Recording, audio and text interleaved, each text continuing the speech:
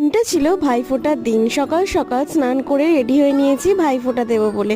তো আমার সবকটা ভাই এরকম ধাপে ধাপে ভাইফোঁটা নিয়েছে। ফার্স্টেই সকালে আমার ভাই আর আমার মাসির ছেলে আর একটা পিসির ছেলে আছে, এই 3 ভাই মিলে সকালেই ফোঁটা নিয়ে নিয়েছে। তো তারপরে ওদেরকে মিষ্টি দিয়েছিলাম খেতে। কেউই আর কি মিষ্টির ভক্ত নয়, তাই দেখো মুখটা কিরকম বেজার।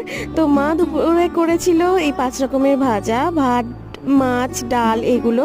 তারপরে বিকেলবেলা গেছিলাম একটু কালীতলা মাঠে ঠাকুরটা দেখতে। মানে আমাদের এখানে কালী পুজো মানেই কালীতলা মাঠ, প্রত্যেক দিন যেতেই হবে, যাওয়াটা মাস্ট প্রত্যেক দিন। তারপরে বিকেলবেলা দাদা ভাই এসেছিল আর আমার আর একটা ভাই, খুড়তুতো ভাই কাকার ছেলে, দুজনকে সন্ধেবেলা আর কি ফোঁটা দিয়েছি। সন্ধেবেলা না, রাতেই এসেছিল ওরা 9টার সময়। তো এদেরকে রাতের বেলায় ফোঁটা দিয়েছি। তো সবাই একসাথে এবছর নিতে পারেনি, সবারই কাজ ছিল তাই জন্য।